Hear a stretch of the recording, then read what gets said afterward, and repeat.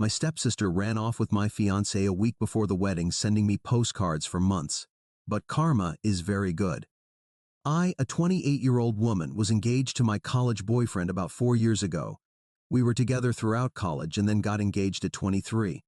We were engaged for a year, but a week before our wedding, he ran off with my stepsister. My ex-fiancé, Greg, 28 years old, and my stepsister, Melissa, 28 years old, eloped a week before we were to be married and left nothing but a letter for me. In the letter, Greg mentioned that he had started an affair with Melissa a few months after we got engaged and realized he couldn't marry me because it would be unfair to both of us, and also to Melissa, because they were the ones truly in love. He said he believed the universe had only used me to lead him to his true love, so he couldn't be with me anymore and deceive us all by pretending we would have a happy future by getting married. And that was it. They left, and I didn't see them again until recently. Greg's parents covered all the wedding costs, so I didn't have to pay for anything, as they were very embarrassed by what their son had done. But that was pretty much the last interaction I had with his family, as there was nothing more to discuss. However, my family was more than embarrassed. My parents were furious, and my dad actually started considering hiring a private detective to track down where the two of them were and bring them back home for answers. Just so you know, my dad is actually my stepfather, but he has been my dad since I was very young, and I have always treated him as such because to me he is my only dad, as I have never known my biological father. My father left our family shortly after I was born, and my mother never saw him again, as he had given up his rights to me and they had never been married. Then she married my dad when I was 8 years old.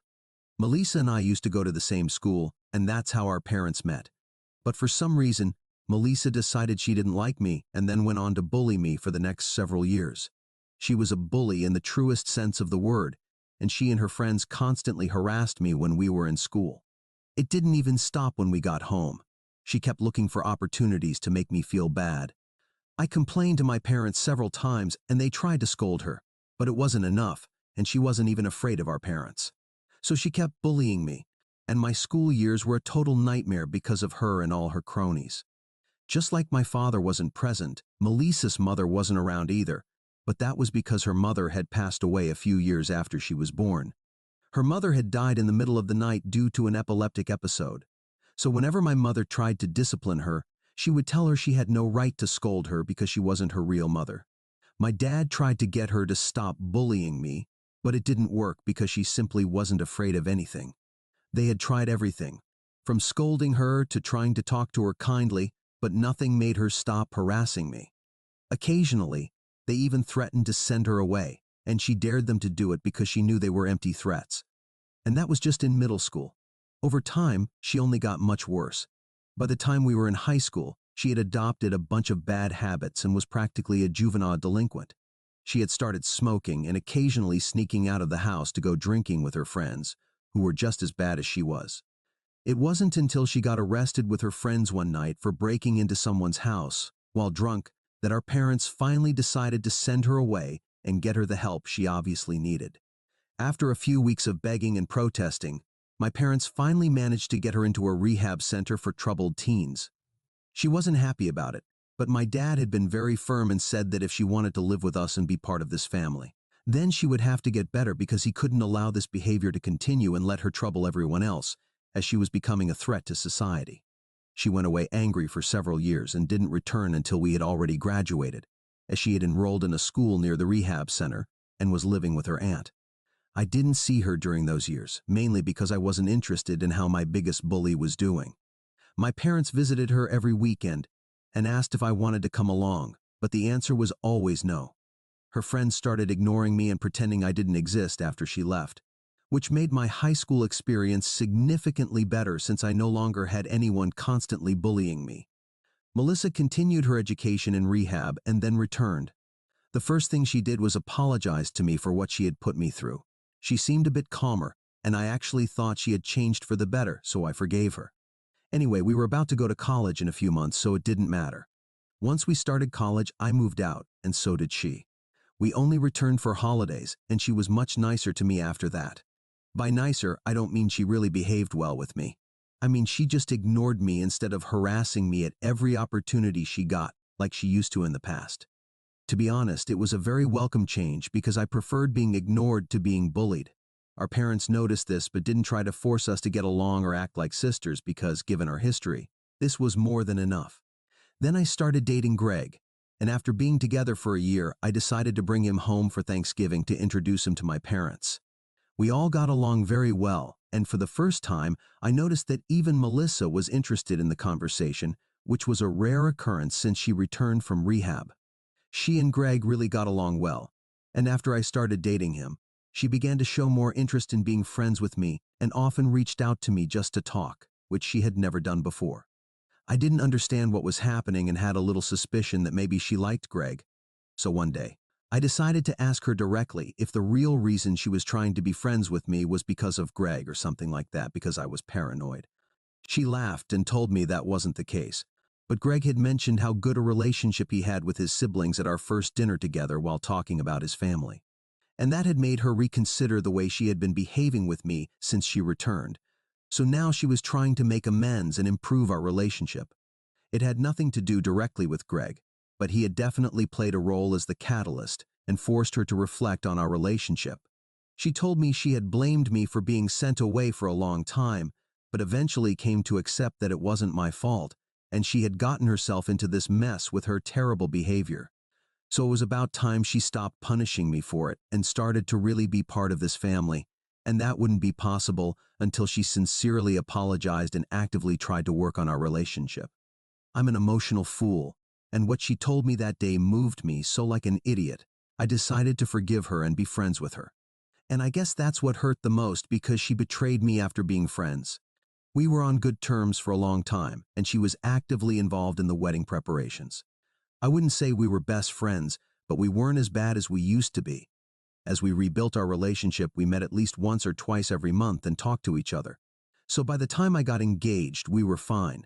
Whenever we met at family events and things like that, they behaved pretty normally, so I never suspected anything because I had no reason to. Even after the engagement, they continued to behave as if nothing was happening, and not for a second did I think that maybe Greg had something with Melissa. It just never crossed my mind because Greg put on a really convincing act of being in love with me all the time he was cheating on me with Melissa. And she was very convincing in pretending to be my friend, so I didn't find out the truth until it was already too late and they were already gone. My parents wanted to track them down and bring them back home, but I convinced them to let it go because I just wanted to forget about everything. It was enough that the two of them had made a complete fool out of me and left a week before we were supposed to get married. I didn't want any more drama because I was really depressed and simply didn't have the strength. I spent the next week doing nothing but working and sleeping because I wanted to avoid facing my feelings. My heart was obviously broken and I was just numb, but the worst was yet to come. A couple of weeks after my supposed wedding day, I received a postcard from Melissa from California. But that wasn't all because she had also used a bunch of pictures of her with Greg, and they looked really happy. It was very obvious that she was rubbing it in my face, because she even mentioned that she was sorry for the surprise before my wedding, but she obviously wasn't sorry and it was just meant to make me angry. That's when I realized that she had never really forgiven me for what had happened all those years ago, and she still considered me responsible for being sent away. And she had never wanted to be my friend at any point. She had just used me to get to Greg and I trusted her and let her use me. It was a really diabolical plan, I have to admit. For days after she sent me that postcard, I couldn't even sleep because I was losing my mind over this. It was a really traumatic experience for me, and I had to go to therapy for months to undo all the damage and deal with my trust issues. The postcard wasn't even an isolated incident, and she sent me postcards of her and Greg for months after that. It only ended after about a year because I didn't respond or participate in the drama. Our parents were really upset about it and naturally cut all ties with her after that. They didn't even try to contact her after the first postcard, and that was a big deal for Melissa because she was set to inherit her father's business. She was a business student, and that was part of the reason she chose that path for herself, because she wanted to join her father. But of course, after what she had done, our father cut all ties with her and told me that I could join him instead because he felt he had to make it up to me. But I didn't have a degree in business. I was actually a history student, and that didn't have much to do with business, so I needed to learn the basics first. My father said that wasn't a problem because he was willing to teach me everything he knew so that eventually I could take over the business instead of Melissa. So I agreed and started working under his guidance so I could learn how to run the business, and he could retire and hand over the reins to me. After a while, I worked very hard for a couple of years, and last year I was finally promoted and my father retired. It was an incredible feeling because I had started from scratch and had to learn everything, but now everything was running smoothly under my direction, and it has been for some time. Thanks to me, my parents can now spend more time together without worrying about the business because I take care of it. It's been like this for quite a while, and I practically stopped thinking about Greg after I started working for my father because that took up all my time. That, along with therapy, helped me move on, and I would say I have completely gotten over the past and don't think about them or what they did. I never thought they would contact me again, much less ask for help, because that would require a great amount of courage and a total lack of working brain cells to ask me for help after cheating on me and making a fool out of me and then rubbing it in my face too. But I guess Melissa and Greg really lack brain cells because they contacted me a few days ago. I was at home because it was the weekend, and around lunchtime, I heard someone frantically ringing my doorbell. I thought it was the pizza I had ordered, so I didn't think much of it. When I opened the door, I got the biggest shock of my life when instead of a delivery person, I found Melissa standing outside my house, looking really worried. I didn't know what to say, so I just waited in silence for her to say something while I looked at her. I realized she was definitely here to ask for help because she looked really bad and her appearance gave it away. Even as a child, Melissa always used to dress well, but when I saw her, she was dressed in old clothes that were all faded and obviously had been bought a long time ago. Her jeans were too short, and she herself looked like she hadn't been eating. I had already decided that whatever she was about to ask me, the answer was going to be no. She said she needed my help because she and Greg had been struggling for a long time since he lost his job a couple of months ago, as he had started drinking instead of looking for a new job. And while she had been trying to find a job for herself, she couldn't because she had left everything to stay at home and do all the household work when she first moved in with Greg. And because of that, she hadn't been working recently, and the gap in her resume made her a bad candidate for all the jobs she had been applying for. She said she had heard from a couple of relatives that our father had retired and passed the business reins to me, so now she was here to ask me if I would be willing to hire Greg and give him something to do. Melissa told me she had come all the way here just to ask for my help and said she was sorry for what she had done in the past, but now she was counting on me to get her out of trouble.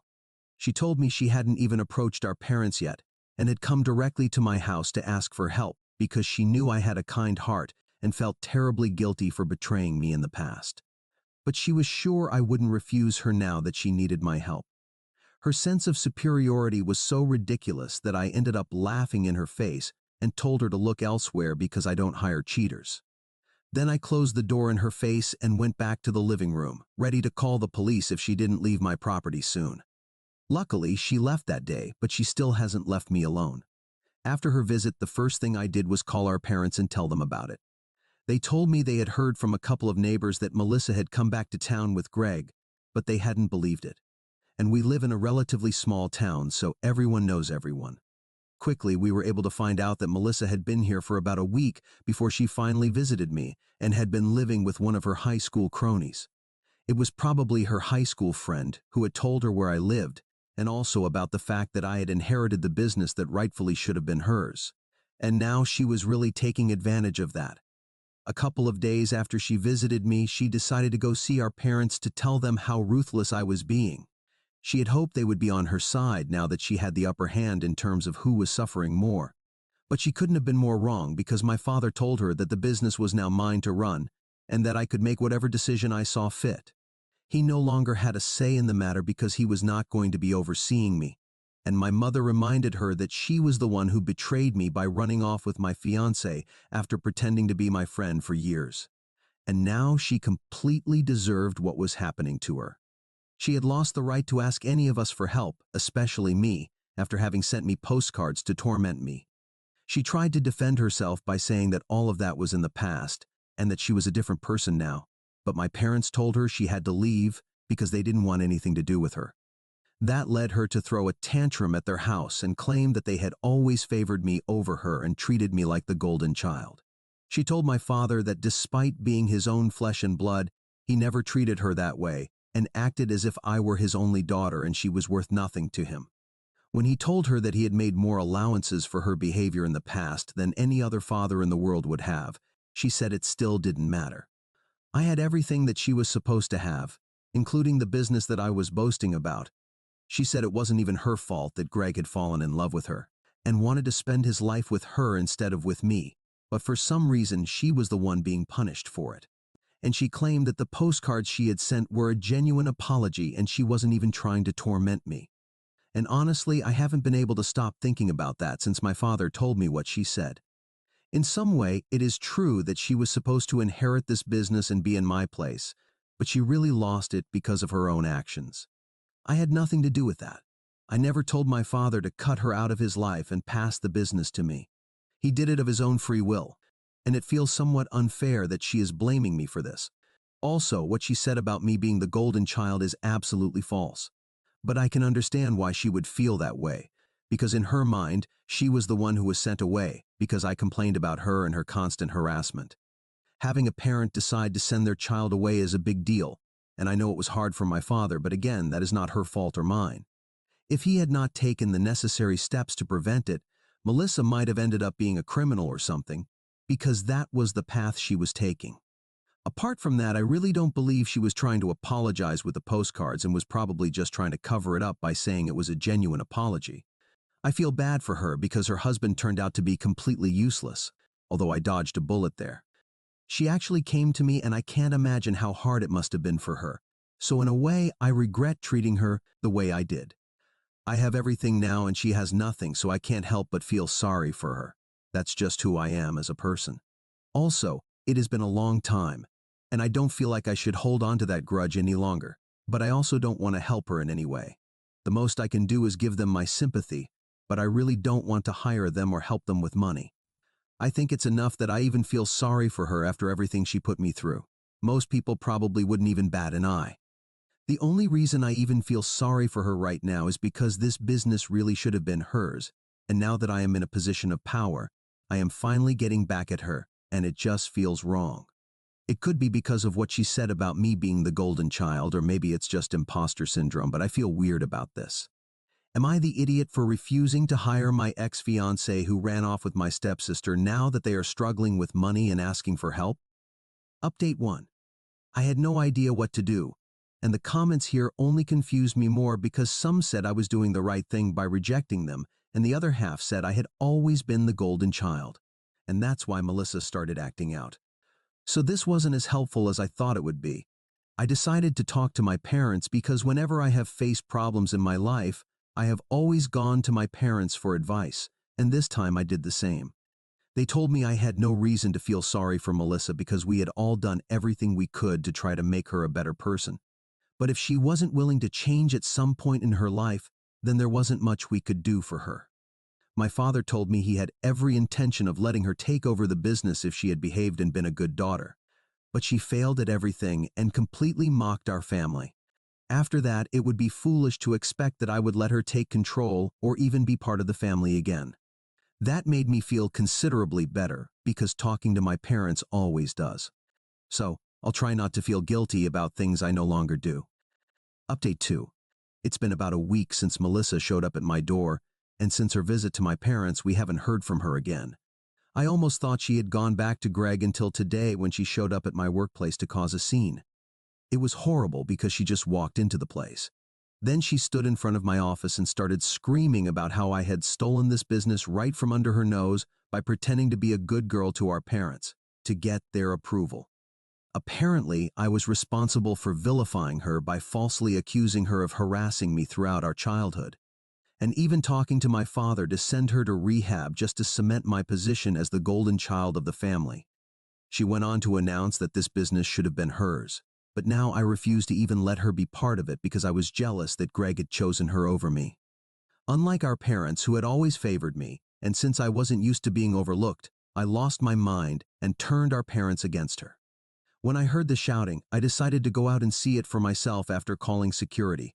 I tried to tell her to shut up, but she continued for a good few minutes until she was finally thrown out of the building. I decided to call my dad before calling the police to get his opinion, and he was furious. So, he told me to go ahead and call the police. Fortunately, when the police arrived, she was still lurking nearby, probably waiting for me to come out of the building to yell at me or maybe do something worse, like physically attack me. The police took her away, and she was charged with trespassing and disturbing the peace, but those are minor charges, and she will probably get off with just a fine or maybe community service at worst. But it will definitely be on her record, and that's never good. I told my dad that she had been charged and arrested, and I expected him to be a bit upset about it. But he just seemed exasperated and told me he was tired of this and wanted a break from dealing with her madness. Honestly, I feel bad for him because it must not be easy to have a daughter like Melissa and be blamed for everything that goes wrong in her life, even though most of the time it's her own fault. Honestly, we've all been really patient. Update 3. Well, I think Melissa has gone back to California because it's been a couple of days and we haven't heard anything from her, which is strange because we expected her to lash out at us after her arrest. But my dad asked around and he was told that a couple of people saw her heading toward the bus station the other day, so I guess she's gone. Honestly, it's a huge relief that she's gone now because I really feared that she would try to do something explosive to get our attention next, and that's always bad news. I don't know what she's going to do now with the whole Greg situation because it seems unlikely that she'll get help from anyone else after this.